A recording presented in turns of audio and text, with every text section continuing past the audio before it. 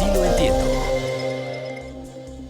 Muchas gracias por estar aquí, así lo entiendo. Por supuesto, el día de hoy vamos a analizar a fondo diversos casos de corrupción, como el caso de Emilio Lozoya y el de Javier Duarte, exgobernador de Veracruz, entre otros. ¿Qué es lo que está sucediendo en nuestro país y por qué no los podemos ver realmente tras las rejas? Aquí se lo vamos a decir, no se mueva.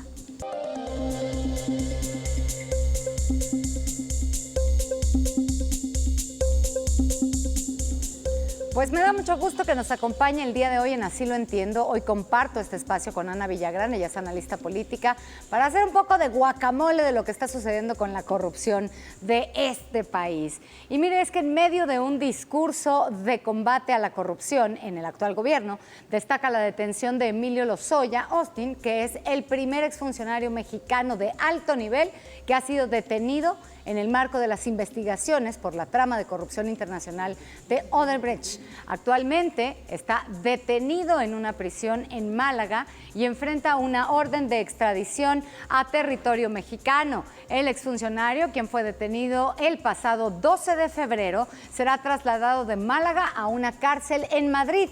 La fecha aún no se ha dado a conocer, pero la decisión se tomó por la cercanía que este complejo tiene con la Audiencia Nacional, órgano judicial competente para decidir sobre la orden de extradición emitida por las autoridades mexicanas de Emilio Lozoya a nuestro país. ¿Cómo ves este tema? Porque el gobierno, sin duda alguna, de Andrés Manuel López Obrador, lo primero que ha dicho desde campaña es: vamos a pegarle a la corrupción de este país. ¿Realmente vamos a lograr por fin ver a todos estos malandros, como yo les digo, tras las rejas, incluido el expresidente Enrique Peña Nieto? Eso estaría muy bueno. Mira, primero me gustaría abordar el tema diciendo que definitivamente el presidente López Obrador no se equivoca diciendo que uno de los problemas más grandes del país es la corrupción. O sea, eso es indudablemente. Pero creo que también el presidente ha intentado disfrazar muchas carencias y muchos errores de su gobierno diciendo que todo lo está solucionando combatiendo la corrupción. Según él, los niños que no tienen ahorita medicamento para el cáncer lo van a tener si él combate la corrupción.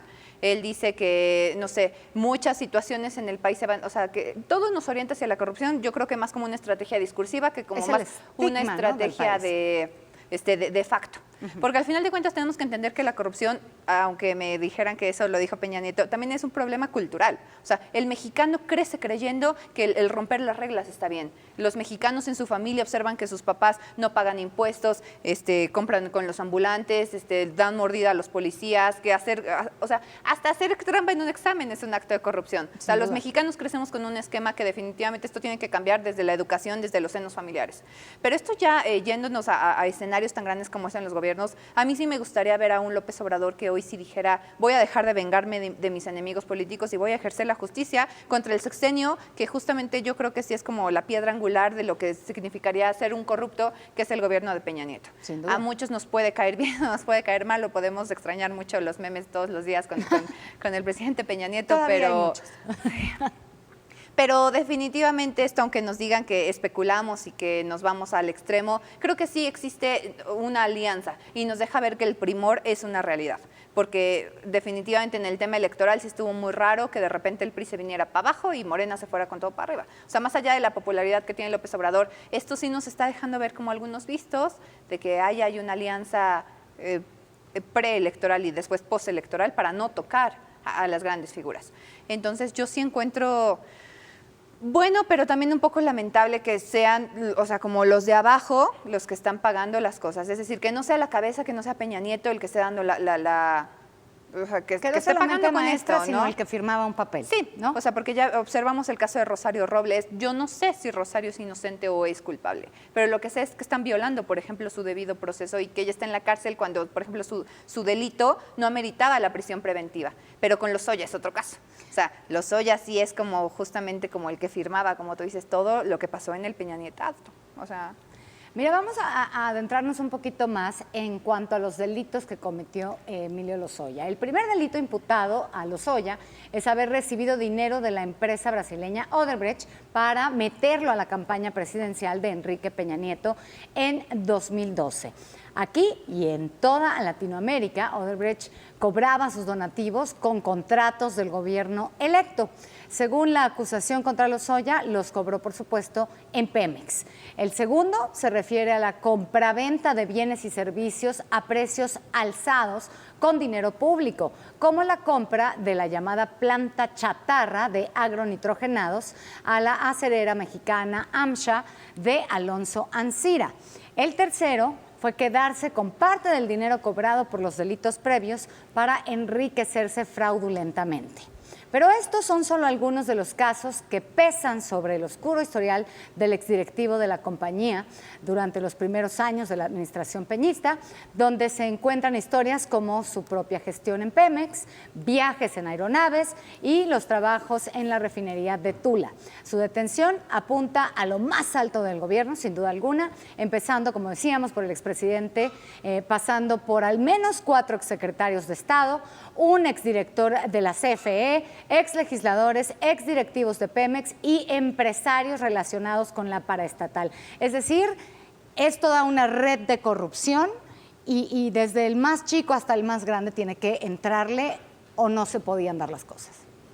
Sí, en el sexenio de Peña Nieto pudimos observar por lo menos 11 casos que eran, o sea, que Virgilio Andrade los omitió todos. Entonces tú decías, o sea, ¿realmente qué está pasando? Y yo creo que Lozoya personifica lo que los mexicanos entendemos como corrupción. Y sobre todo como un estilo muy priista, ese estilo que durante muchas décadas eran como políticos intocables y políticos que creían que podían salirse con la suya. Entonces, ojalá que la justicia sí llegue a esto, pero como decimos, que caigan todos los del gobierno de Peña Nieto, porque sí es bastante amplio. Ahora, tú mencionabas hace rato a Rosario Robles y al debido proceso de Rosario Robles y el hecho de que ella pues, se estén cometiendo violaciones en su caso. Ella está encarcelada, aunque todavía no se le imputa culpabilidad.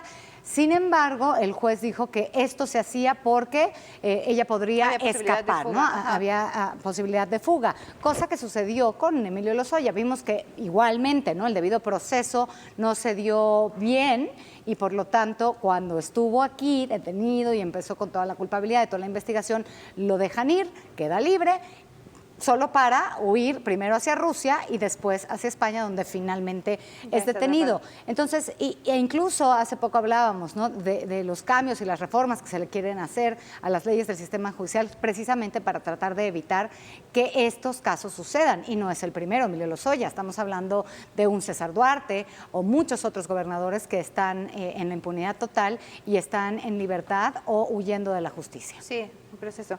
Mira, respecto a lo de Rosario, yo quisiera ahí como abogar un poco en el sentido en el que al final de cuentas ella se presentó a las audiencias y es ahí cuando un abogado con claro conflicto de interés al ser sobrino de Padierna, me parece. Bueno, o sea, la persona que está llevando el caso es una persona que ya tenía antecedentes y lazos familiares con problemas que venían desde que ya fue jefa de gobierno.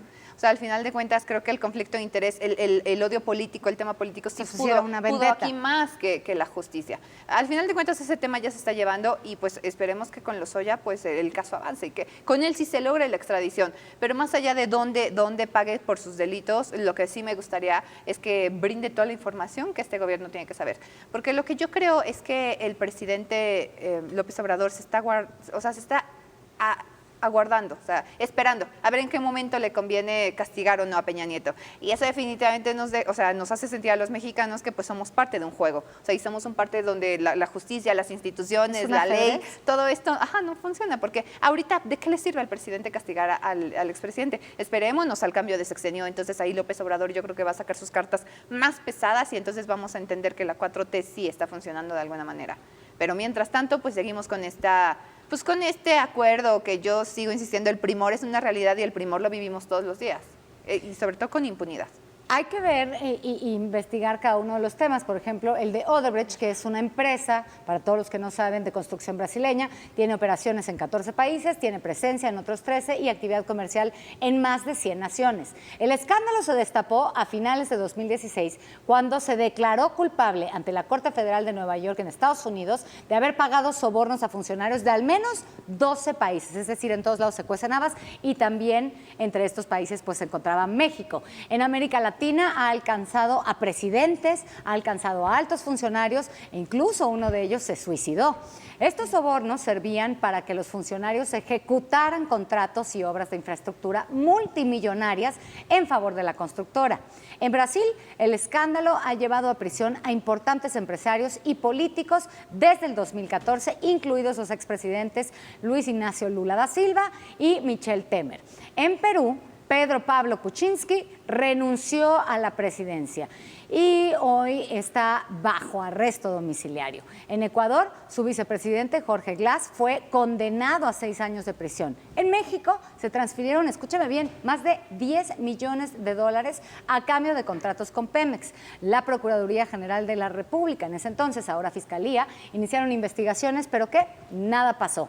Hasta el año pasado, que un juez de control aprobó las órdenes de aprehensión contra Emilio Lozoya, su esposa Mariel, su mamá Hilda, su hermana Hilda L. y Nelly, acusados de recibir sobornos de parte de esta constructora. Y aquí lo importante es decir, ¿qué pasa en nuestro país que no se puede llevar, ya sea una investigación con todas las de la ley, en donde, porque las investigaciones se caen a cada rato, por una o por otra razón, porque no estaban debidamente documentadas, porque no había suficientes testigos, porque no se llevó el debido proceso? El chiste es que no había ningún funcionario antes de la detención de Lozoya tras las rejas, cuando en otros países vemos a presidentes tras las rejas.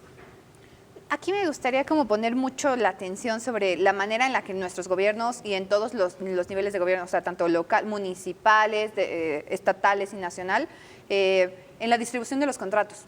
O sea, porque por más que ahorita nos salgan a decir que eso ya no ocurre, eso sigue ocurriendo. O sea, y tan sigue ocurriendo que el 2019 fue el año con más contratos de adjudicación directa y no licitaciones públicas. Entonces, más del 60% de los contratos que dio el gobierno federal van en ese sentido. Y eso es todo menos luchar contra la corrupción. Que para aquellos que no entienden muy bien de qué estamos hablando, adjudicación directa es cuando el gobierno decide a quién le va a dar el contrato, y cuando se hace una licitación, pues son varias las empresas que tienen que cumplir con ciertas situaciones para poder participar en esa licitación. Se estudia bien a bien qué es lo que está sucediendo con esas empresas y luego entonces se otorga el contrato, sí, ¿no? Y entonces este caso nos brinca porque estamos hablando de millones de dólares. O sea, no solo eran pesos, ya eran dólares. Y porque definitivamente Lozoya sí vio beneficiadas muchas de las empresas que tenían otros países. Pero como este caso, ¿cuántos otros casos no hemos observado? Y sobre todo en otras instituciones. Pemex, porque definitivamente sí estamos, o sea, es tal la cantidad de dinero que se maneja que es muy fácil que esto ocurra. Pero el tema es que esto ha ocurrido en los gobiernos durante décadas y esto no cambia. Y tan no cambia que hoy sigue pasando, y eso me preocupa. O sea, el tema de la transparencia y de la designación de recursos tendría que ser completamente diferente. O sea, algo tiene que cambiar. Mira, si te parece, vamos a escuchar al director de Odebrecht cuando justamente empieza a hablar sobre Emilio Lozoya y cómo se dieron estos sobornos. Vamos a escucharlo. Ele solicitou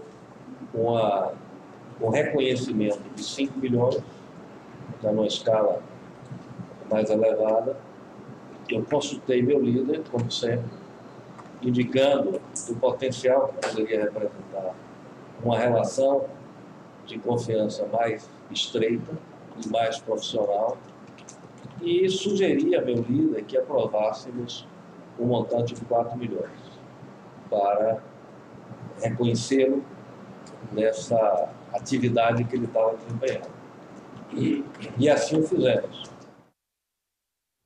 Estas confesiones se dieron a finales de 2016 en la Procuraduría brasileña. A ver, ahí estamos teniendo a un testigo directo que está diciendo, yo le pagué a este señor dinero a cambio de estos contratos. Sí, por supuesto. O sea, esto debería de ser suficiente, al menos que yo sepa en Estados Unidos lo es, ¿no?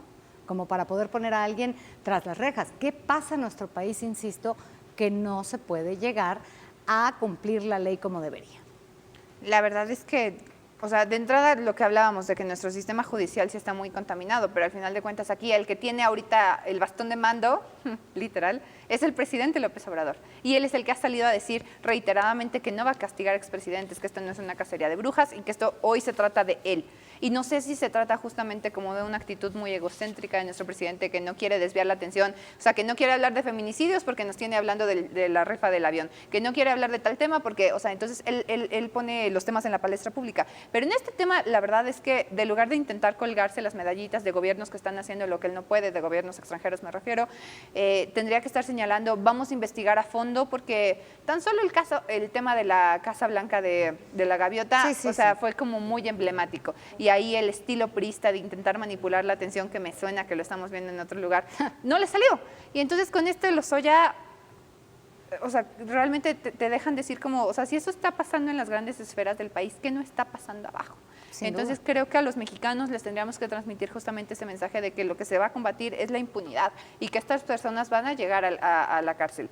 Pero, o sea, no sin haber, no sé, como exprimido absolutamente todo lo que esto implica. Sí, ha acabado con todas y cada una de las aristas que pueda tener la investigación para lograrlo. Y bueno, yo no sé si Emilio Lozoya va a estar dispuesto a quizás hablar y decir quiénes estuvieron inmiscuidos en todos estos procedimientos, porque lo ha dicho muchas veces e incluso lo ha dicho Coelho, ¿no? Que es su abogado. Él no estaba actuando solo. Sí, él estaba actuando por órdenes de Enrique Peña Nieto. Y además, como señalas, o sea, una vez que el gobierno mexicano o la audiencia pública o todos nos enteremos de lo que estaba pasando, ¿qué va a pasar después?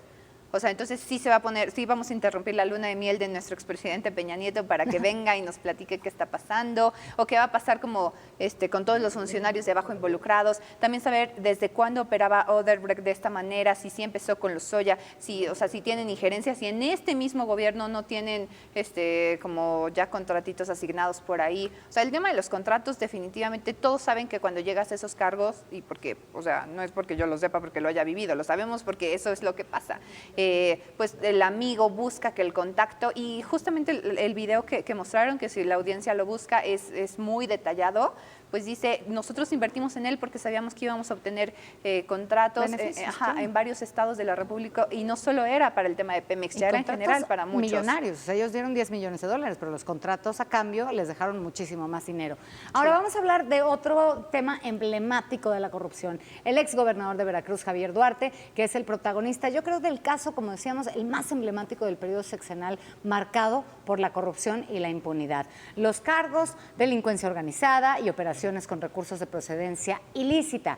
Este caso llegaba a las instancias judiciales gracias al trabajo de investigación del portal Animal Político, con apoyo de la organización Mexicanos contra la Corrupción. Es decir, no fue la Procuraduría la que lo llevó a la cárcel, fue una investigación periodística. En ese documento se detalla el procedimiento seguido por el PRI para armar la red de saqueo y complicidades que tejió a lo largo del sexenio 2012 a 2018. Los desvíos podrían superar los 60,000 millones de pesos en los 5 años y 10 meses que gobernó. Javier Duarte coleccionó 53 denuncias penales presentadas por la Auditoría Superior de la Federación, que lo acusó de desviar 35,000 millones de pesos. Después de recibir apenas una sentencia de 9 años de prisión, recientemente Duarte reveló que escribió una carta dirigida a la nueva Fiscalía General de la República, encabezada por Alejandro Gertz Manero, en la que asegura tener información valiosa y detallada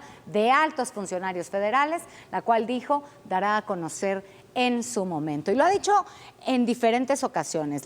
Alguna vez que estuvo detenido y que se estaba defendiendo, decía, bueno, yo estoy aquí en prisión porque esto está orquestado, y de hecho fue un acuerdo con Osorio Chong, que fue quien lo orquestó, que era en ese entonces secretario de Gobernación. Como el primer regalito del Peña Nietato a AMLO, ¿no?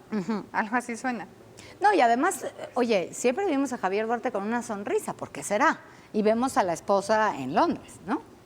Sí, o sea, como si ya le hubieran asegurado determinadas condiciones, que no importa cuánto tiempo él pasara en la cárcel, pues él ya tenía como algo asegurado. Digo, eso no lo sabemos. Pero... Aunque decía que él había accedido a este acuerdo con Osorio Chong porque pues lo estaban amenazando con su familia, ¿no?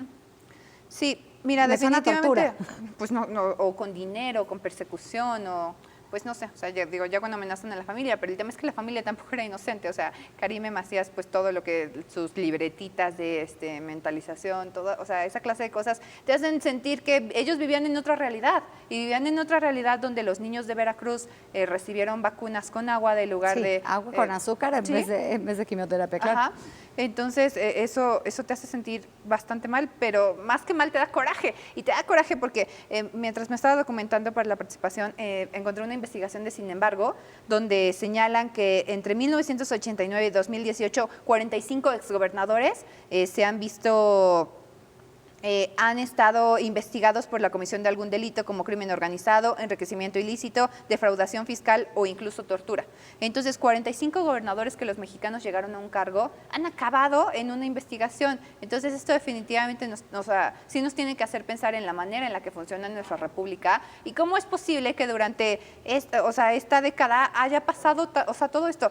El Teacher también señalaba en alguna columna que publicó hace algunos meses que en algún momento hubo 16 gobernadores investigados al mismo tiempo. Entonces, la mitad del país tuvimos gobernadores corruptos.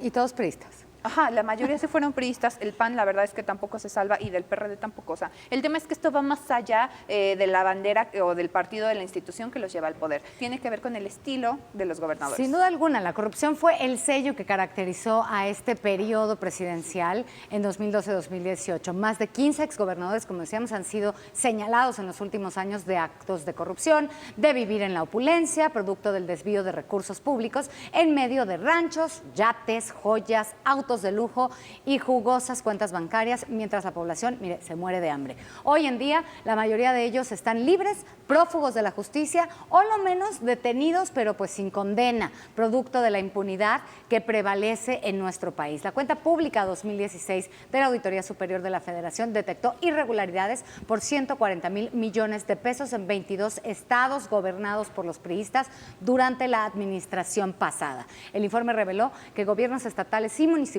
no aclararon el destino de poco más de 120 millones de pesos de gasto programable en este periodo. La Auditoría Superior presentó las denuncias correspondientes ante la entonces Procuraduría General de la República y la respuesta, pues como ya lo hemos visto, fue inacción cómplice totalmente. De acuerdo con la organización Fundar, el 94% de los casos de corrupción vinculados con exgobernadores ha quedado impune, es decir, sin sentencia o pendiente de resolver. El esquema adoptado por los exgobernadores implicados en hechos de corrupción siguió siempre el mismo patrón: disposición de recursos públicos para servicio o proyectos simulados a través de empresas fantasmas. Y bueno, pues la lista de estos es larga. Javier Duarte de Veracruz, César Horacio Duarte en Chihuahua, quien dejó al Estado prácticamente en la ruina. Tenemos también una deuda de 55,000 millones de pesos. Luego Humberto Moreira, ¿no?, el exgobernador de Coahuila, que en ese gobierno pues lo que hacían era inflar muchísimo las facturas para sacar más dinero. O Roberto Sandoval de Nayarit, quien así, aquí a calzón quitado, como dicen en mi tierra, se puso a presumir que tenía un rancho de más de 40 millones de pesos, y la lista podría seguir. Ahora, hay un tema que es bien importante, porque nos quedan 3 minutitos.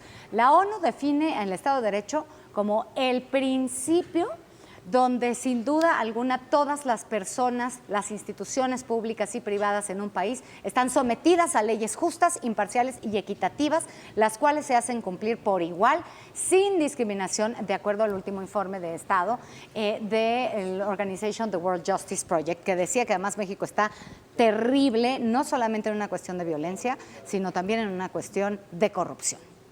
Y no estamos haciendo nada. ¿Dónde queda el Estado de Derecho en nuestro país? Yo creo que no puede existir un Estado de Derecho con un presidente que amenaza a las instituciones. No puede existir un Estado de Derecho con un presidente que está todo el día posicionando todo es culpa de la oposición y de los gobiernos anteriores. ¿Cómo va a existir un Estado de Derecho donde un presidente, por ejemplo, está amenazando al máximo árbitro electoral que tenemos, como es el INE? O sea, yo creo que el Estado de Derecho sí tendría que ser algo que nos priorizara y que priorizara a todos los niveles de gobierno, pero el día de hoy yo creo que solo lo observamos como un cuento que contaban las abuelitas antes. Y, o sea, no puede existir un Estado de Derecho donde también todas las autoridades no se entreguen con principios, con leyes, con normas, cumpliendo continuamente su labor. O sea, ahorita, por ejemplo, observamos un un gabinete de la 4T que está a lo que el presidente diga. Observamos un congreso en la Cámara de Diputados donde la mayoría, que es Morena, va y se sienta con el presidente para ver qué quiere, qué leyes quiere que cambie, qué leyes se acomodan para cumplir con los caprichos presidenciales. Entonces, el Estado de Derecho hoy en México yo creo que sí está en duda y ha estado en duda mucho tiempo, pero hoy más que nunca con unas instituciones que están viéndose desarticuladas, creo que nos tenemos que cuestionar. Y con una reforma judicial que está amenazando cada vez más las libertades individuales, esta manera en la que nos hemos construido, pues está muy complejo.